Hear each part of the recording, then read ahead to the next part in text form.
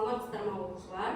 Бүгінгі біздің жаратылыстану пәнінен өтетін сабағымыз, тақырыбымыз заттар қандай болады? Заттар қандай болады?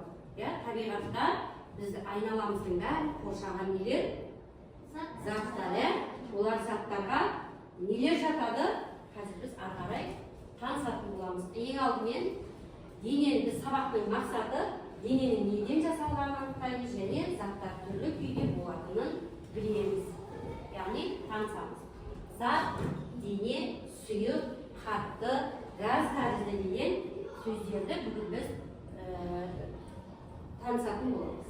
Ендеше алдымен өз сыныбымызда психологиялық ахуалды қалыптастырып алайық. Бүгін 3 қадам әдісі.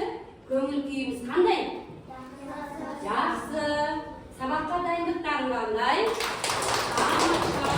Сабаққа ынталарың қандай? Өте жақсы, Бізді қоршаған әлемде өте көп заттар бар. Әр заттың өз ерекшелігі, өз қасиеті болады. Мына үстінде тұрған заттарға қарасақ, олардың бәрі бір-біріне ұқсамайды. Мына жердегі заттардың барлығымен біз табиғатта кездесетін заттар, мына жерде қандай заттарды көріп тұрмыз? Тас, мұз, ағаш және көмір. Бұлардың барлығы табиғаттан біздің күнделікті өмірде көріп жүрген заттарымыз. Заттар сынбайды, беріп өз пішінін сақтайтын заттар. Баластан тұрған тас қатты зат. Оны қысып немесе басып өзгерту мүмкін. Мынау қандай зат екен? Тас. Оны өзгертуге бола ма? Пішінін болмайды. Бұл өйткені қандай зат? Қатты зат. Ал сұйық заттар басқаша. Олар өз пішінін сақтамайды. Қай ыдысқа құйсаң, сол ыдыстың пішінін алады. Бұл не екен? Су қандай зат екен? Сұйық зат. Ол өзінің пішіні бар ма? Жоқ, пішіні жоқ. Не дейді? Ол қандай ыдысқа құйса, сол заттың пішінін алады. Ары қарай. Сүт, шағын, май барлығы сұйық. Бірақ олардың түсі, иісі және қойылығы бір-бірінен өзгеше. Газдарды көзбен көру қиын. Бірақ шарды үрлегенде оның ішін газ, ауа толтыратынын байқаймыз. Бұл түтін және ауа газ күйіндегі заттар. Олар еркін қозғалып кеңістікті толтырады. Осылайша барлық заттар үш күйде болады: қатты, сұйық және газ. Заттардың қасиеттері де әртүрлі болуы мүмкін. Мысалы, бір зат жеңіл болса, екіншісі ауыр болуы мүмкін. Кейбір заттар жұмсақ. Оларды қысып немесе бүктеп көруге болады. Ал кей заттар өте қатты. Олар оңай сынбайды және пішінін өзгертпейді.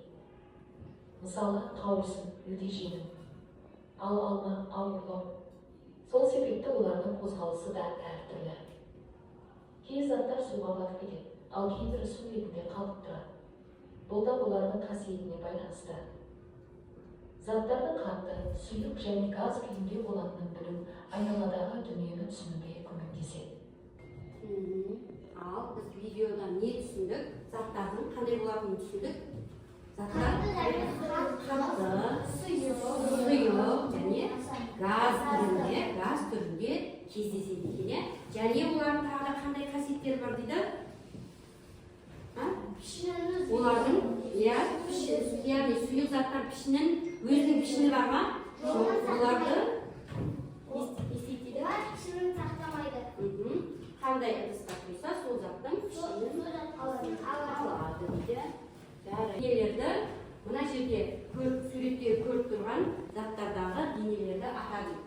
Денелерден неден жасалғанын анықтап, қар қиыршығы неден құралады деп ойлайсың, оны қалай дәлелдеуге болады.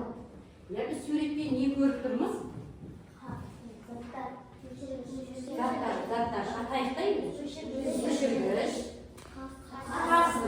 Бұл неден жасалған қасық? Ағаштан. Өшіргіш неден жасалған? Резеңкеден жасалған. Мынау кітап, шелек, мынау лупа шыныдан жасалған және қаншықы. Бұл неден жасалған? Темірден жасалған. Енді мынау не? Бұл қағаз. неден жасалған деп ойлайсыңдар? Қар қиыршығы неден құралады деп ойлайсыңдар? Қар қиыршығы судан, судан өзгеріске ұшырауының пайда болады, қар. Мынау не? Бұл мұз. Бұл неден пайда болған? Судың қатты күйі, яғни мұзға айналған күйі.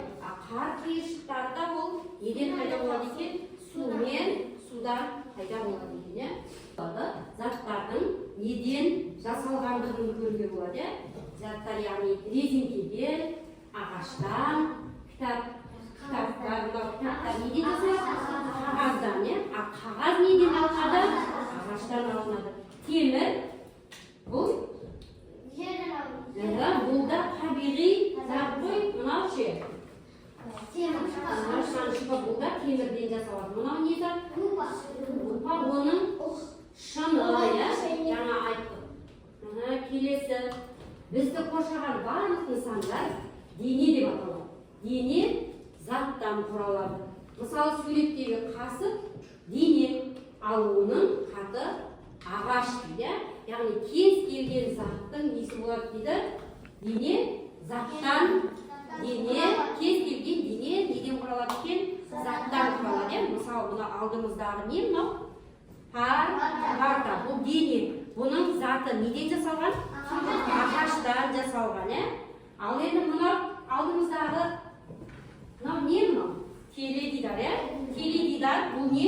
Дене. Бұл неден жасалған? Пластмассадан жасалған. Пластмассадан жасалған. Мынау ше? Тақта. Тақта неден жасалған? Темірден жасалған. Мынау не? Бұнда дене неден жасалған?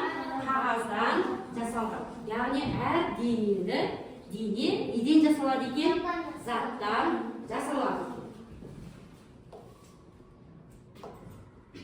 Енді мына жерде суретте бейнеленген денелерді ақтар, оларды қандай екі топқа бөлуге болады? Өз ойыңды түсіндір.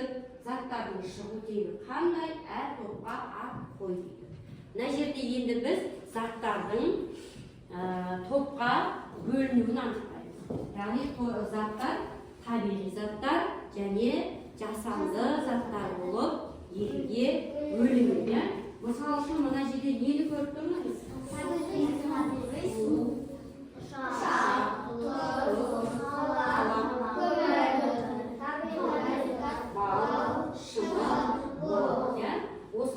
Бұлардың барлығы не?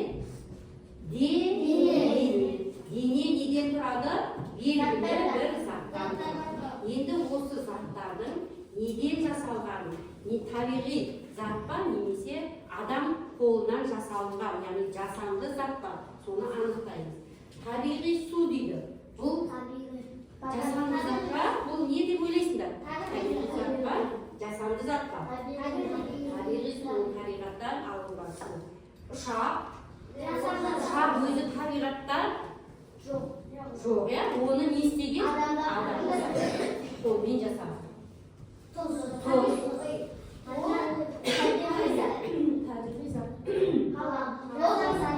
Жасанды зат. Көмір табиғи зат. Газ табиғи зат. Бал жасанды. Бор табиғи зат. Бор табиғи зат. Бұл да табиғаттан алынған табиғи зат. Заттың үш түрі болады. Сұйық, қатты, газ тәрізді. Сұйық ол кез келген заттың пішінін ала береді. Қатты заттар ол мұз тәрізді.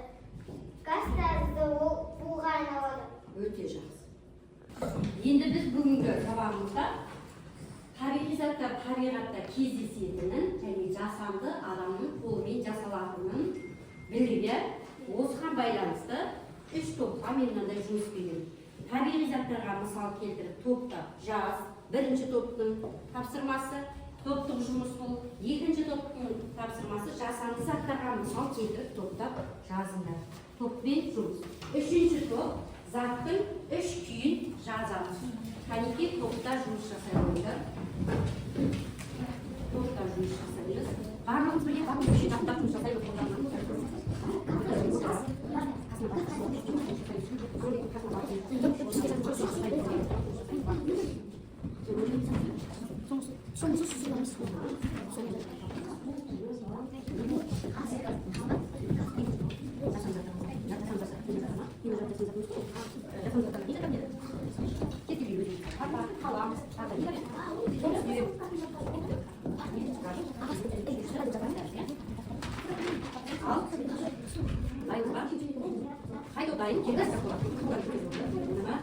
Birinchi toplayın iki kilo oldu. Kilo oldu. Birinchi toplam bir rahat kaynama. Endi yedinchi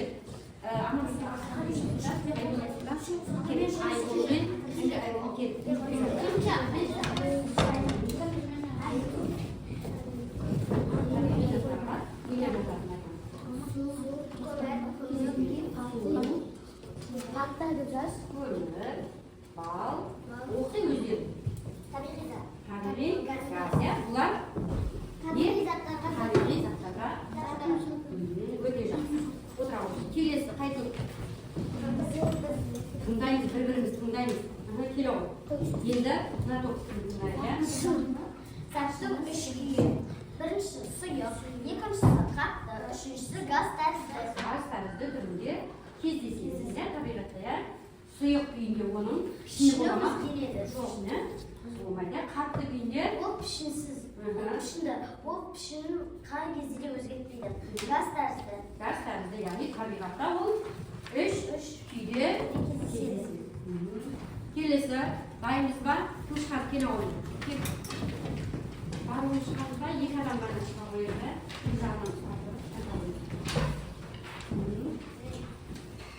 Plastmassa, rezeki, parta, sınır.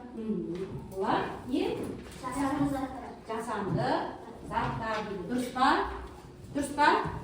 Жасанды заттарға не жатады дейді? Пластмасса, резинке, парта, шыны жатады.